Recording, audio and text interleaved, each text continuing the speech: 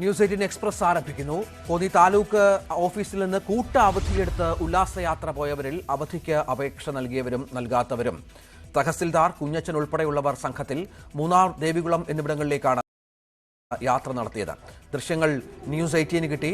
വ്യാഴാഴ്ച ADM കളക്ടർക്ക് അന്വേഷണ റിപ്പോർട്ട് നൽകും.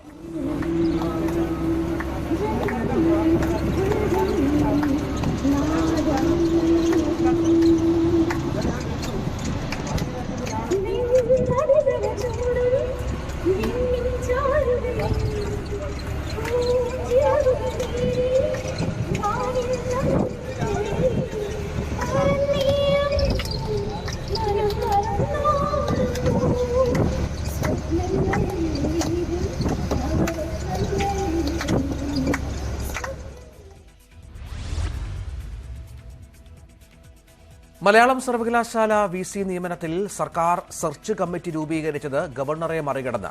കമ്മിറ്റി രൂപീകരിക്കാൻ സർക്കാർ പ്രതിനിധിയെ നിർദ്ദേശിക്കണമെന്ന് ഗവർണർ നേരത്തെ ആവശ്യപ്പെട്ടിരുന്നു. ഗവർണർ നൽകിയ ഈ കത്ത് സർക്കാർ തള്ളി.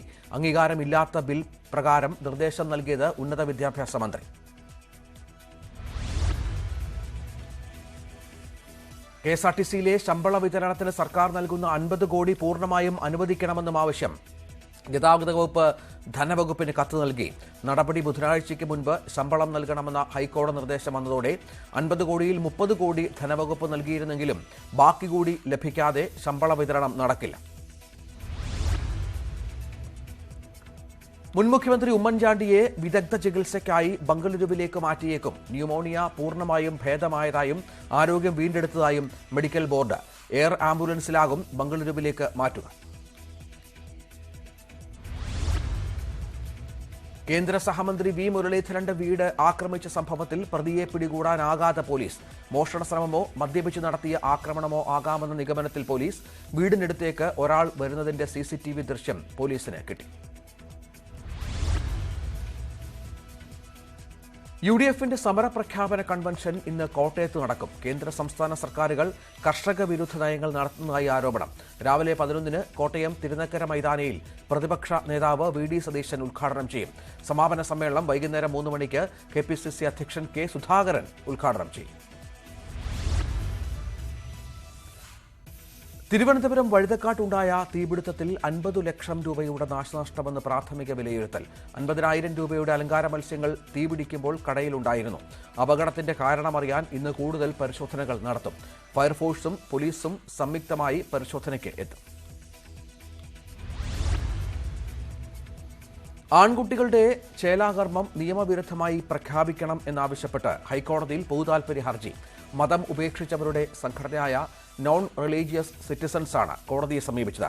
18 വയസ്സ് പൂർത്തിയാകാതെ ചേലാകർമ്മം അനുവദിക്കരുതെന്നും മാതാപിതാക്കളുടെ അന്ധമായ മതവിശ്വാസങ്ങൾ കുട്ടികളിൽ അടിച്ചേൽപ്പിക്കരുത് എന്നുമാണ് ആവശ്യം. സംസ്ഥാനത്ത് താപനില ഉയരുന്നു. പാലക്കാട്, കണ്ണൂർ ജില്ലകളിൽ താപനില 40 ഡിഗ്രി സെൽഷ്യസിന് മുകളിൽ. അടുത്ത 5 ദിവസം മഴ മുന്നറിയിപ്പുകൾ ഇല്ല.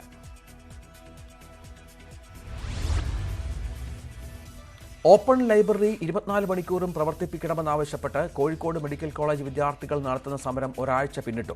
മെഡിക്കൽ കോളേജിലെ 50ഓളം വിദ്യാർത്ഥികൾ രാത്രിയിലാണ് സമരം തുടരുന്നത്. പകലും രാത്രിയിലും ഒരുപോലെ ലൈബ്രറി ഇരിക്കാൻ അനുമതി വേണമെന്നാണ് ആവശ്യം. കൊച്ചിയിലെ സ്പായിലെ ജോലിക്കായി എത്തിയ യുവതിയെ പീഡിപ്പിക്കാൻ ശ്രമിച്ച ജീവനക്കാരൻ അറസ്റ്റിൽ. മസാജിങ്ങിനെന്ന മറവിൽ പെൺവാണിഭമാണ് സ്ഥാപനത്തിൽ നടക്കുന്നതെന്ന് യുവതി ന്യൂസ് 18നോട് വെളിപ്പെടുത്തി. OLXലെ പരസ്യം കണ്ടാണ് തൃശൂർ സ്വദേശിനിയായ യുവതി ഇടപ്പള്ളിയിലെ സ്പായിൽ ജോലിക്ക് അപേക്ഷിച്ചത്. ശമ്പളം നിശ്ചയിച്ച് ജോലിക്ക് കയറിയെങ്കിലും സ്ഥാപനത്തിലെ സാഹചര്യം സ്പായുടേതായിരുന്നില്ലെന്ന് യുവതി.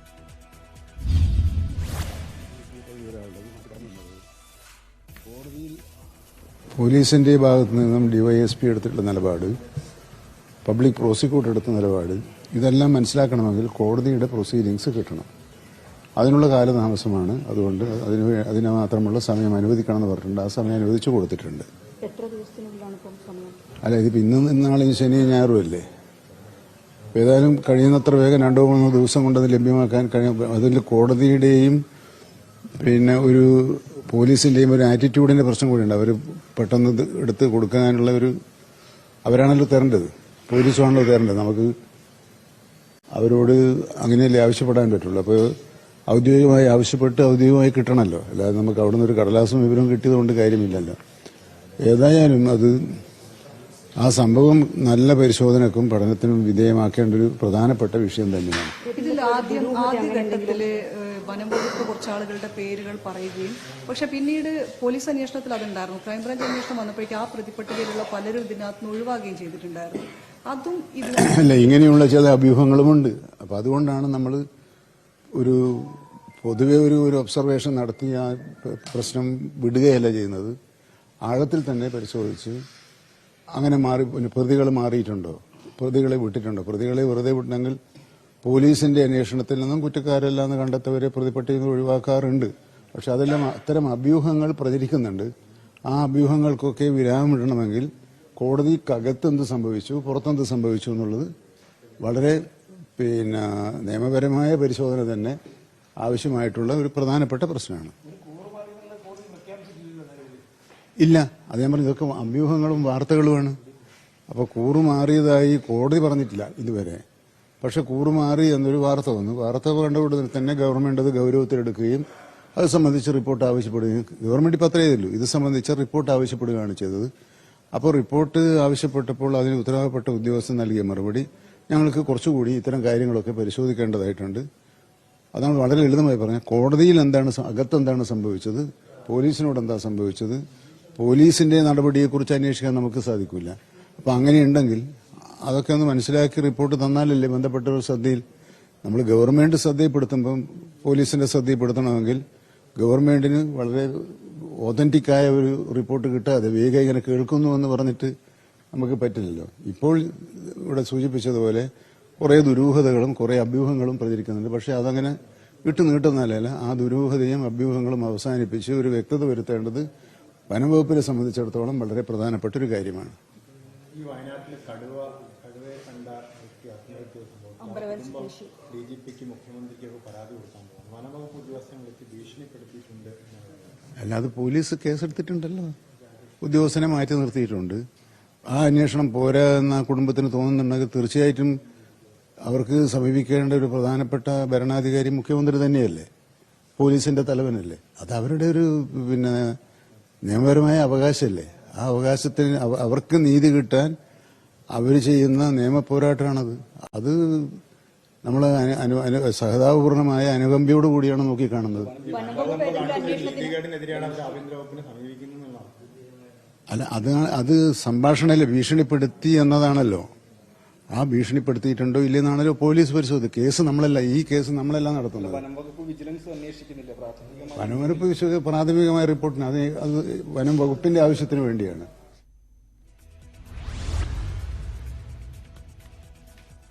പാലക്കാട് ധോണിയിൽ പുലിയെ കണ്ടു. മായപുരത്തെ ക്വാറിക്ക് സമീപത്താണ് നാട്ടുകാർ പുലിയെ കണ്ടത്. RRT സംഘം സ്ഥലത്തെത്തി.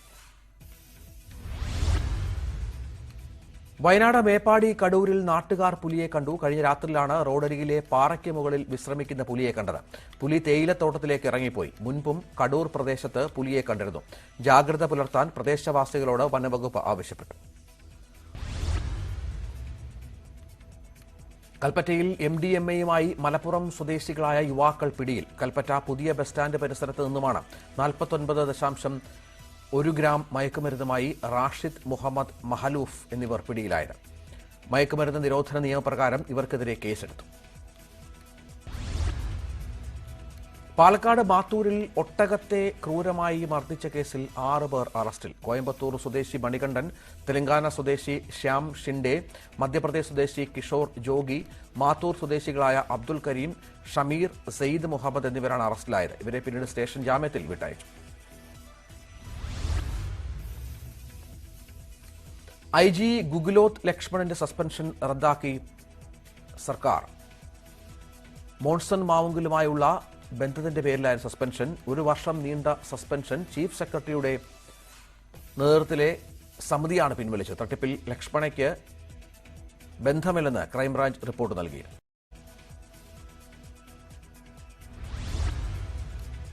ത്രിപുര വിധി എഴുതാൻ ഇനി 5 ദിവസം മാത്രം ബാക്കി.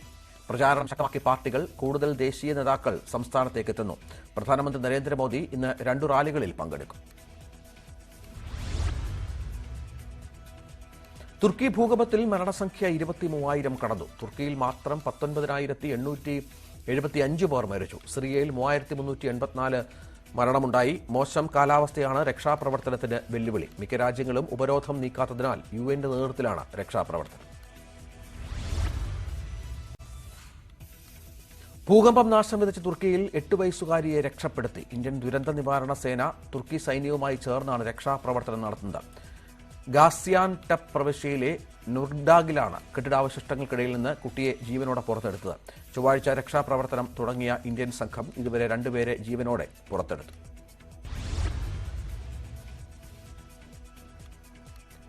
കോട്ടയത്ത് ന്യൂറോ സർജറി ഡോക്ടർമാർക്കായി പ്രവൃത്തി പരിചയ ക്ലാസ് നടന്നു. ന്യൂറോളജിക്കൽ ഓഫ് ഇന്ത്യയുടെയും കോട്ടയം മെഡിക്കൽ കോളേജിലെ ന്യൂറോ സർജറി, അനാട്ടമി വിഭാഗങ്ങളുടെയും ആഭിമുഖ്യത്തിലായിരുന്നു class. Kottayam medical college principal doctor S Sankar ഉദ്ഘാടനം ചെയ്തു. വൈക്കം തോട്ടകത്ത് സഹകരണ ബാങ്കിന്റെ ജപ്തിക്കിടെ ജീവനൊടുക്കിയ വാക്കേത്തറ സ്വദേശി കാർത്തികേയന്റെ മൃതദേഹം സംസ്കരിച്ചു. കാർത്തികേയൻ ജീവനൊടുക്കിയത് ബാങ്ക് ഉദ്യോഗസ്ഥർ ജപ്തിക്കായി ഭൂമി അളക്കുന്നതിനിടെ. വൈക്കം തോട്ടകത്ത് ഓട്ടോറിക്ഷ തൊഴിലാളി ജീവനൊടുക്കിയ സംഭവത്തിൽ പ്രതിഷേധം ശക്തം. തോട്ടകം ബാങ്കിന് മുന്നിൽ കോൺഗ്രസ് പ്രവർത്തകർ പ്രതിഷേധം നടത്തി. കുറ്റക്കാർക്കെതിരെ നടപടി വേണമെന്നാണ് ആവശ്യം. കോട്ടയം ജില്ലയിലെ പാഴ്വസ്തു ശേഖരണം വേഗത്തിലാക്കാൻ കലണ്ടർ തയ്യാറാക്കി. പ്രകാശനം ജില്ലാ panchayat president KV Bindu, vice president Shubhesh Sudhakaran നൽകി നിർവഹിച്ചു. ഹരിതകർമ്മസേന ശേഖരിച്ച പാഴ്വസ്തുക്കൾ ക്ലീൻ കേരള കമ്പനിക്ക് കൈമാറി.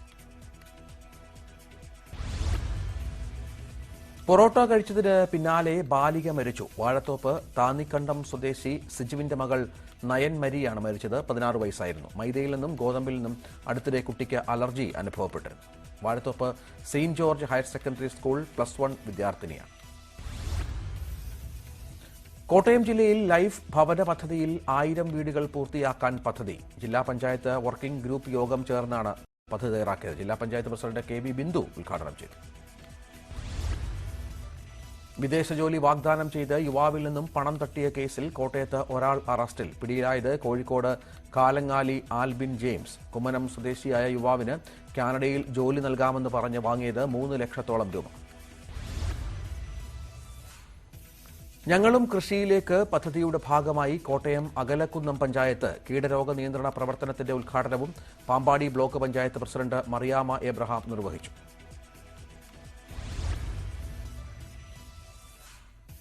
ഏറ്റുമാനൂർ മഹാദേവ ക്ഷേത്രത്തിലെ ഉത്സവത്തിന് മുന്നോടിയായി രഥഘോഷയാത്ര ഈ മാസം 18-ന് നടക്കും. ചെങ്ങളത്തുകാവിൽ നിന്നും ഘോഷയാത്ര പുറപ്പെടും. ചെങ്ങളം വടക്കത്തില്ലത്ത് ഗണപതി നമ്പൂതിരിയാണ് കൊടിക്കൂർ തയ്യാറാക്കുന്നതെന്ന് ഭാരവാഹികൾ അറിയിച്ചു. കൊണ്ടോട്ടി സ്വദേശിയായ യുവാവ് തീവണ്ടി യാത്രയ്ക്കിടെ ഇലക്ട്രിക് പോസ്റ്റിൽ തലയിടിച്ച് മരിച്ചു. അബ്ബാസിന്റെ മകൻ ഷബീറാണ് മരിച്ചത്. 26 വയസ്സായിരുന്നു. ഇന്നലെ കൊല്ലം ശാസ്താംകോട്ടയിലായിരുന്നു അപകടം. മൃതദേഹം പോസ്റ്റ്മോർട്ടത്തിന് ശേഷം ബന്ധുക്കൾക്ക് വിട്ടുനൽകും. താനൂരിൽ റെയിൽവേ ട്രാക്കിൽ 9 ദിവസത്തോളം പഴക്കമുള്ള മൃതദേഹം കണ്ടെത്തി. 40 വയസ്സ് തോന്നിക്കുന്ന ഇയാൾ അസം സ്വദേശിയെന്നാണ് വിവരം. ട്രെയിൻ യാത്രയ്ക്കിടെയാണ് അപകടം സംഭവിച്ചതെന്ന് നിഗമനം. തവനൂർ കേളപ്പജി കാർഷിക എഞ്ചിനീയറിംഗ് കോളേജ് ക്യാമ്പസിൽ കെ കേളപ്പന്റെ പൂർണ്ണകായ പ്രതിമ നാളെ അനാച്ഛാദനം ചെയ്യും. ഭവന സമർപ്പണവും നാളെ നടക്കും. കൃഷിമന്ത്രി P. പ്രസാദ് ഉദ്ഘാടനം നിർവഹിക്കും. പാലക്കാട് തച്ചമ്പാറയിൽ റവന്യൂ ഇൻസ്പെക്ടർ കുഴഞ്ഞു വീണ് മരിച്ചു. ദേശീയപാത സ്ഥലമേറ്റെടുക്കൽ വിഭാഗത്തിന്റെ ജോലി ചെയ്തിരുന്ന ജയപ്രകാശാണ് മരിച്ചത്. അസ്വസ്ഥത അനുഭവപ്പെട്ടതിനെ തുടർന്ന് തച്ചമ്പാറയിലെ സ്വകാര്യ ആശുപത്രിയിൽ ചികിത്സ തേടിയിരുന്നു. എന്നാൽ ആശുപത്രിയിൽ വെച്ച് മരണം സംഭവിച്ചു.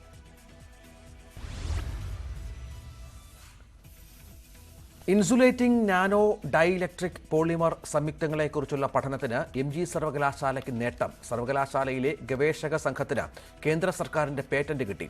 വൈസ് ചാൻസലർ പ്രൊഫസർ ബാബു തോമസും തിരുവല്ല മാർത്തോമ കോളേജിലെ കെമിസ്ട്രി വിഭാഗം അധ്യാപിക ഡോക്ടർ ജോസ്ബിൻ P. ജോസുമാണ് പുതിയ പോളിമർ സംയുക്തം വികസിപ്പിച്ചത്.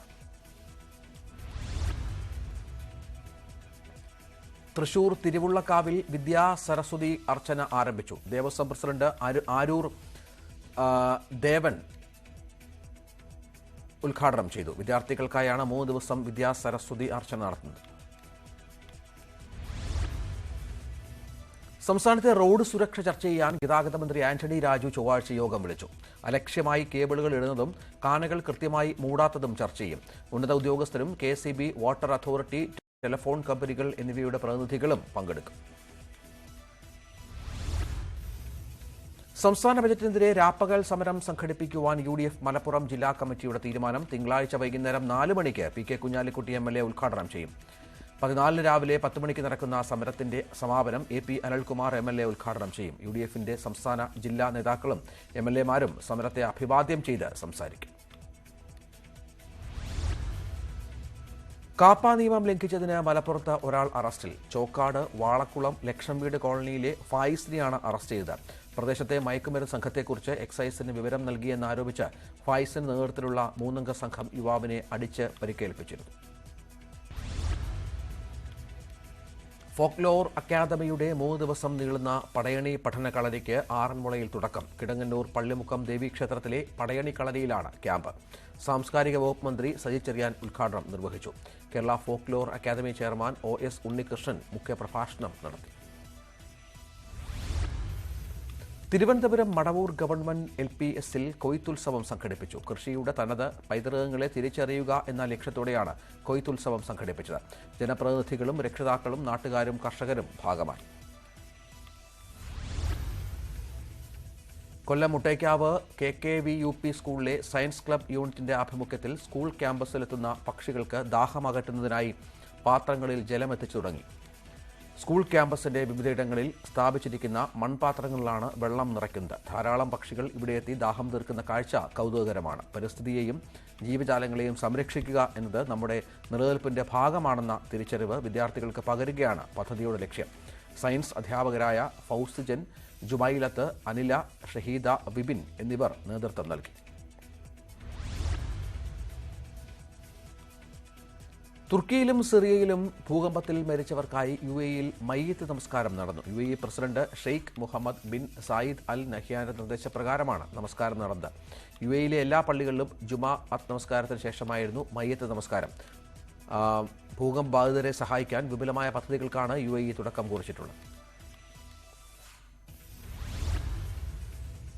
UAEയിൽ നിന്ന് തുർക്കിയിലേക്കും സിറിയയിലേക്കും ഒരാഴ്ചത്തേക്ക് സൗജന്യമായി വിളിക്കാമെന്ന് ടെലികോം ദാതാക്കളായ എത്തിസലാത്ത്. ഇരു രാജ്യങ്ങളിലും ഭൂകമ്പം ദുരന്തം വിതച്ച സാഹചര്യത്തിലാണ് തീരുമാനം. സൗജന്യ സേവനം ഇന്നു മുതൽ നിലവിൽ വന്നു. ഫെബ്രുവരി 16 വരെയാണ് സൗജന്യ കോളുകൾ ലഭ്യമാക്കുക. എല്ലാ എത്തിസലാത്ത് ഉപഭോക്താക്കൾക്കും ഇത് ബാധകമാണ്. നാഗ്പൂർ ക്രിക്കറ്റ് ടെസ്റ്റിൽ ഓസ്ട്രേലിയക്കെതിരെ ഇന്ത്യയുടെ 1ാം ഇന്നിംഗ്സ് ലീഡ് 144 റൺസായി. രണ്ടാം ദിനം മത്സരം അവസാനിപ്പിച്ചത് 7 വിക്കറ്റിന് 321 എന്ന നിലയിൽ. 66 റൺസ് എടുത്ത രവീന്ദ്ര ജഡേജയ്ക്കൊപ്പം 52 റൺസ് എടുത്ത അക്സർ പട്ടേലാണ് ക്രീസിൽ. ഇന്ത്യയെ ലീഡിലേക്ക് എത്തിച്ചത് 120 റൺസ് എടുത്ത് മടങ്ങിയ രോഹിത് ശർമ്മ. ന്യൂസ് 18 എക്സ്പ്രസ് പൂർണ്ണമാകുന്നു. നമസ്കാരം.